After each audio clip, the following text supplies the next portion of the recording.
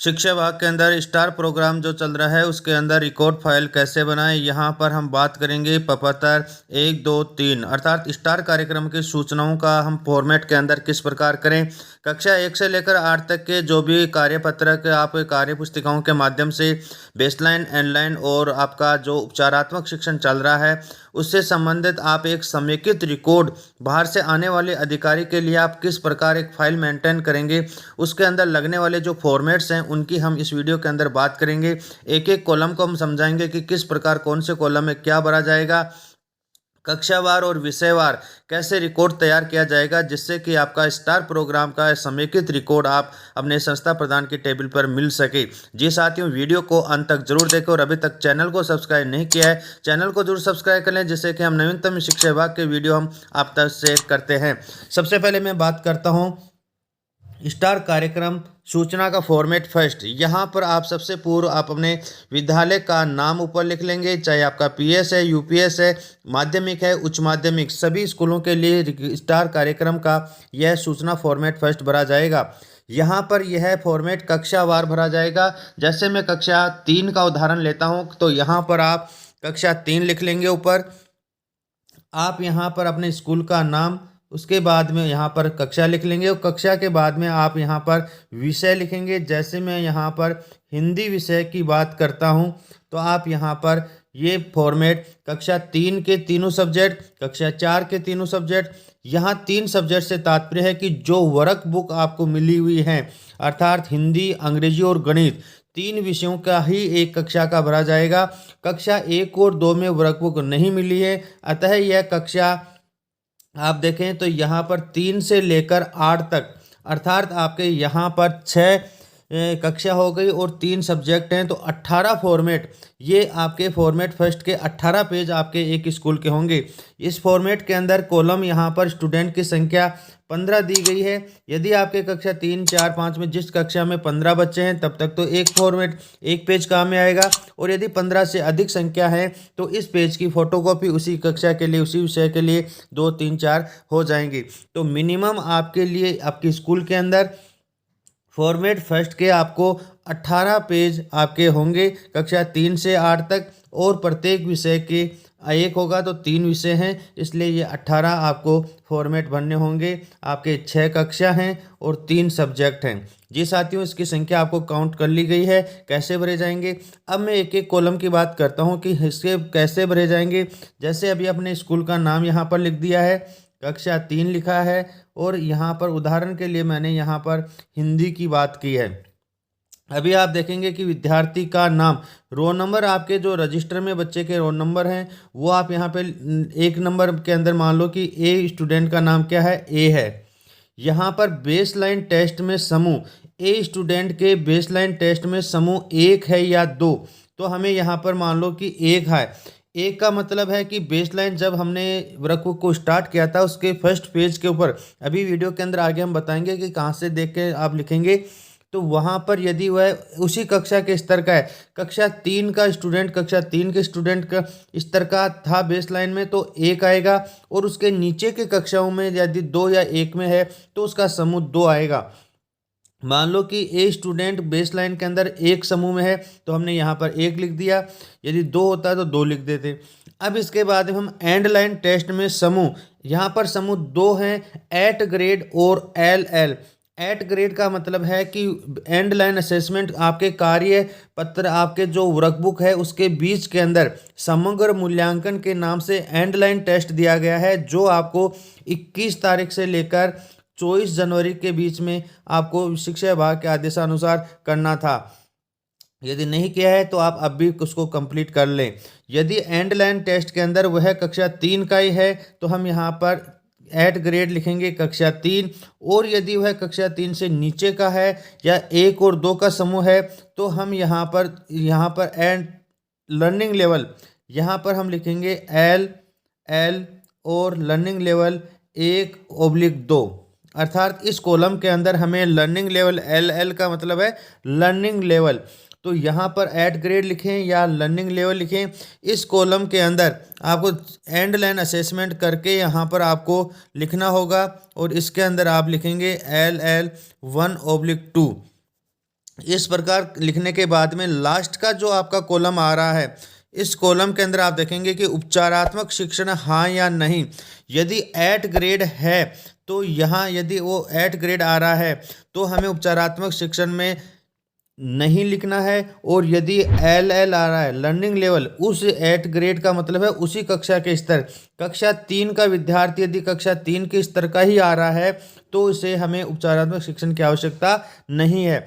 अब ये कैसे हम इसको अलग अलग करेंगे, जब आपका एंडलाइन असेसमेंट होता है तो उसके अंदर यदि आपके 60% से अधिक अंक हैं, 60 से अधिक अंक हैं तो वह 8 ग्रेड आएगा। और यदि वह 30 से लेकर 60 के बीच में आ रहा है तो उसके लिए यहाँ पर आपका लर्निंग लेवल है वो आपका बीच का आएगा।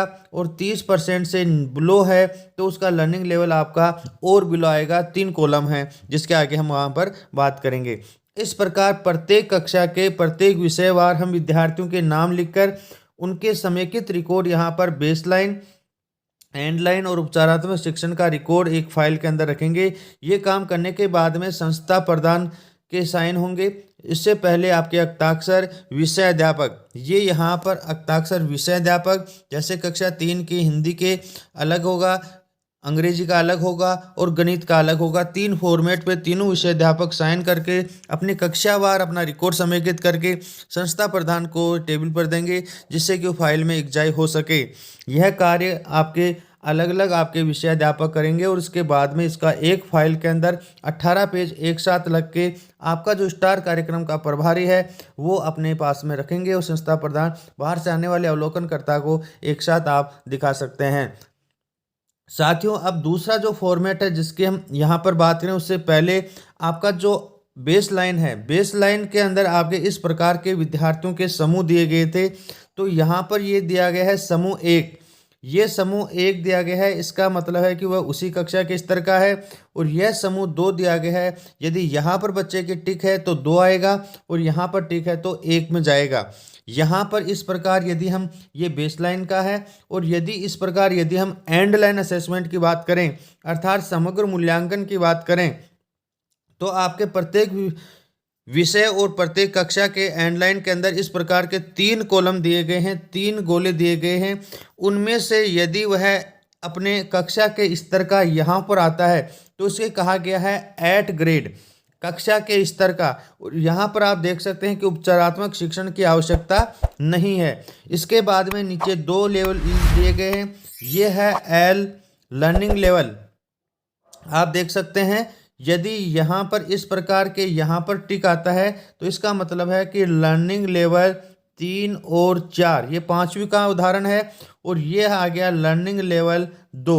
तो यहाँ से हमें आपको यहाँ पर टिक है तो ये लिखना है और यहाँ पर टिक है तो ये लिखना है। तो ये आपको अपने कार्य पुस्तिकाओं के एंडलाइन असेसमेंट समग्र मूल्यांकन जो बीच के अंदर दिया गया है उसमें से लिखकर आपको इस फॉर्मेट फर्स्ट के कॉलम यहाँ पर आपको तैयार करने हैं। इस कॉलम के अंदर आपको लिखना है कि वह एंड लाइन पर है या लर्निंग लेवल पर है, यह आपको बेस लाइन पर लिखना है। यदि वह 8 ग्रेड पर है तो उपचारात्मक शिक्षण की आवश्यकता नहीं है। ये करने के बाद में आप यहाँ पर, ये हो गया आपके प्रत्येक विषय और प्रत्येक कक्षा का। अब आप देखेंगे कि आपका फॉर्मेट जो 2 है, यहाँ पर स्टार कार्यक्रम के समेकित सूचना का प्रपत्र 2 है। इसमें भी आपको यहाँ पर स्कूल का नाम आ जाएगा। स्कूल के नाम आ जाने के बाद में आप देखेंगे कि आपका विषय, यहाँ पर ये प्रत्येक विषय का आपका 1 होगा। तो 1 यहाँ पर देखें कि ये आपके तीनों विषयों के 3 ही भरे जाएंगे। जैसे हिंदी का हमने यहाँ पर लिखा है, आपके डेट आ गए, स्कूल का नाम आ गया।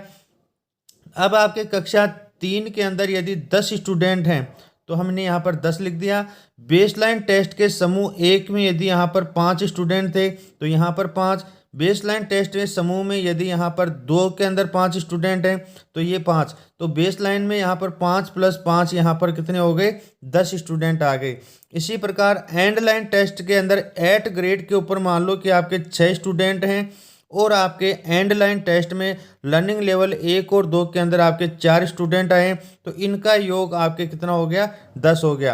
कुल 10 विद्यार्थी हैं जिनमें बेस लाइन के अंदर स्थिति 8 ग्रेड पे 5 और आपके समूह 2 में 5, और एंड लाइन टेस्ट के अंदर आपके 6 और 4। तो ये पूरी कक्षा का एक समेकित रिकॉर्ड उस कक्षा के हिंदी विषय का हमें प्राप्त हो गया है।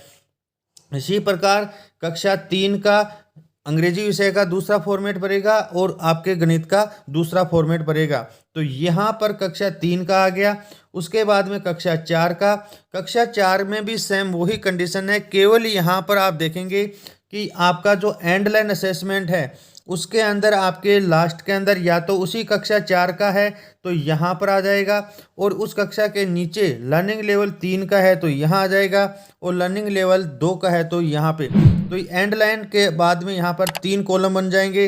इसी प्रकार कक्षा 5 के अंदर 3 कॉलम बन जाएंगे।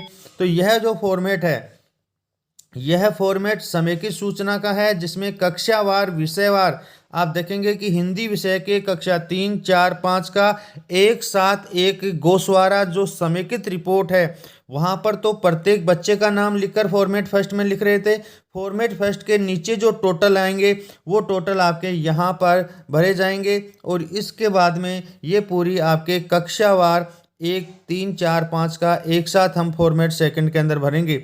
इसी प्रकार आप देखेंगे कि यदि आपके पास में कक्षा 6, 7, 8 है तो उसके लिए भी हमें यहाँ फॉर्मेट थर्ड के अंदर सेम वही कॉलम है, कोई कॉलम चेंज नहीं है। जैसे उदाहरण कक्षा 6 की बात करें तो आप देख सकते हैं कि कक्षा 6 के अंदर कुल विद्यार्थी ले लें। कुल विद्यार्थियों की संख्या मान लो कि यहाँ पर 20 है। 20 विद्यार्थियों में से आपके बेसलाइन टेस्ट समूह संख्या 1 के अंदर मान लो कि आपके 15 स्टूडेंट थे, 5 स्टूडेंट आपके समूह 2 के थे।